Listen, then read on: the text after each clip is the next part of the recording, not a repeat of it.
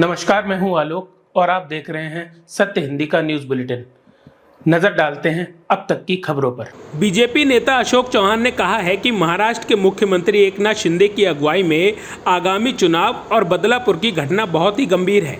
चौहान ने शिंदे के नेतृत्व पर सवाल उठाते हुए कहा कि इस घटना ने राज्य की सुरक्षा व्यवस्था और प्रशासन की स्थिति को उजागर किया है। उन्होंने आरोप लगाया कि शिंदे के नेतृत्व में राज्य में कानून व्यवस्था की स्थिति बिगड़ी है और इससे नागरिकों की सुरक्षा प्रभावित हो रही है। चौहान ने राज्य सरकार से मांग की है कि स्थिति की गंभीरता को समझें और जल्द से जल्द ठोस कदम उठाएं। जम्मू कश्मीर विधानसभा चुनाव के लिए बीजेपी ने 15 उम्मीदवारों की पहली लिस्ट जारी की। अब बीजेपी की तरफ से दूसरी लिस्ट जारी की गई है। बीजेपी ने कोकरनाग सीट से चौधरी रोशन हुसैन गुज्जर को टिकट दिया है। दूसरी लिस्ट में सिर्फ एक ही उम्मीदवार को टिकट दिया गया है। जिस सीट से प्रत्याशी उतारा गया है वह अनुसूचित जनजाति के लिए रिजर्व है।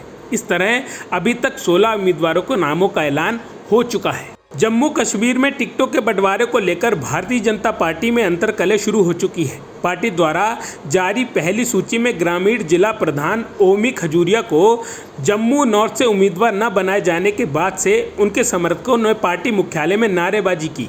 बीजेपी द्वारा पहली जारी की गई सूची में कांग्रेस छोड़कर भाजपा में आए पूर्व मंत्री श्याम लाल शर्मा को जम्मू नॉर्थ विधानसभा क्षेत्र से उम्मीदवार बनाए जाने के बाद हंगामा हुआ।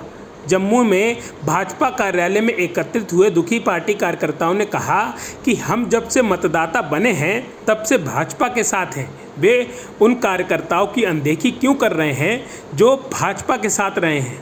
शिवसेना उद्धव ठाकरे के गुट से सांसद संजय राउत ने एक बार फिर मोदी सरकार पर हमला बोला है। इस बार उन्होंने महिला सुरक्षा को लेकर केंद्र की मोदी सरकार पर कई सवाल उठाए हैं। संजय राउत ने पीएम मोदी की तरफ से महिलाओं की सुरक्षा को लेकर किए जा रहे दावों का जिक्र करते हुए कहा कि एक तरफ पीएम मोदी महिलाओं को लखपति दीदी बनाने का वादा करते हैं तो वहीं दूसरी तरफ महाराष्ट्र में उनकी सरकार महिलाओं को 1500 रुपये दे रही है। क्या 1500 रुपये से लखपति बनेंगी?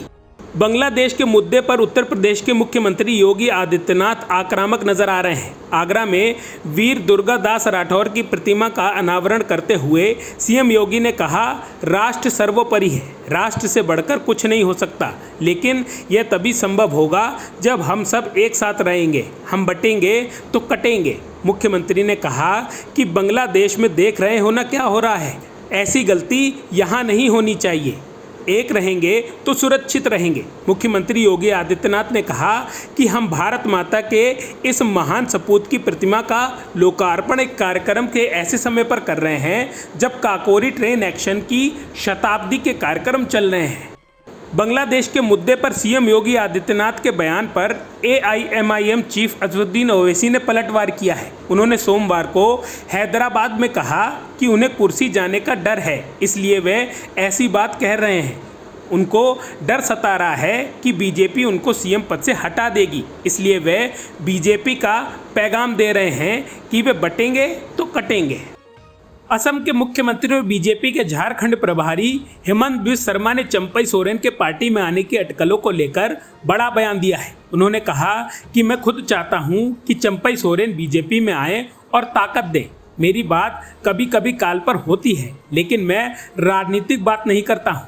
अभी मेरा ध्यान केवल झारखंड और असम पर है। चंपई सोरेन बड़े नेता हैं, राजनीतिक बात करने का अब समय आ चुका है। हेमंत बिस्वा शर्मा ने कहा कि चंपई सोरेन राजनीतिक बात को लेकर दिल्ली आए। मैं चाहता हूं हेमंत सोरेन भी बीजेपी में आए। उन्होंने कहा कि जदयू और आजसू पार्टी से हमारी बातचीत हुई है।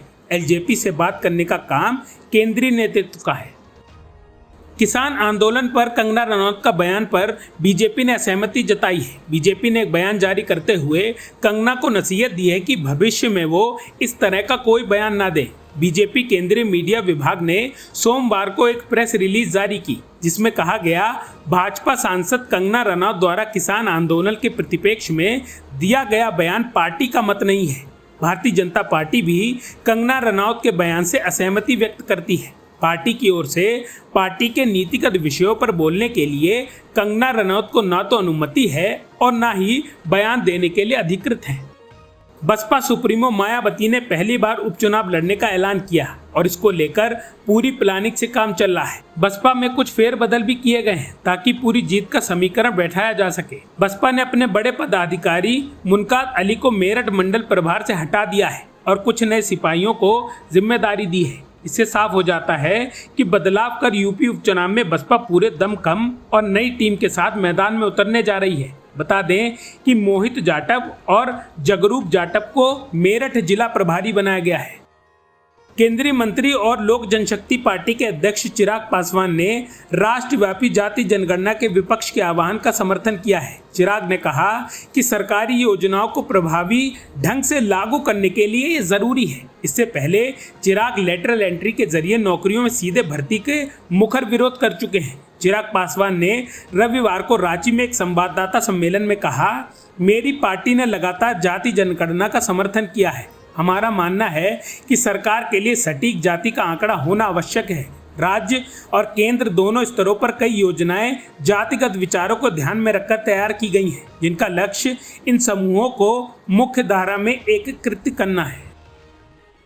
यूक्रेन पर रूस ने फिर से हमला किया है। सोमवार को यूक्रेन के राष्ट्रपति जेलेंस्की ने बड़ा दावा किया है। उन्होंने कहा कि रूस की ओर से यूक्रेन पर लगातार 100 मिसाइल दागे गए हैं। CNN की रिपोर्ट के अनुसार यूक्रेनियन अधिकारियों ने बताया कि रूस ने सोमवार रात को यूक्रेन में बिजली ग्रिडों को निशाना बनाकर बड़े पैमाने पर मिसाइल और ड्रोन हमला किया है, जिससे कम से कम 4 लोगों की मौत हो गई है और शहरों में बिजली आपूर्ति बाधित हो गई है।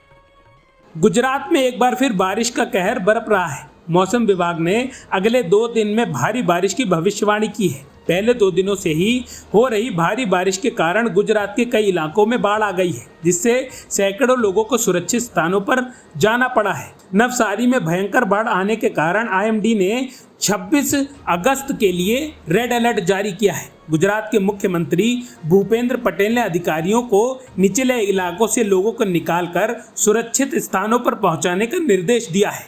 अब तक की खबरों में बस इतना ही। आगे की खबरों के लिए बने रहिए सत्यहिंदी.com पर।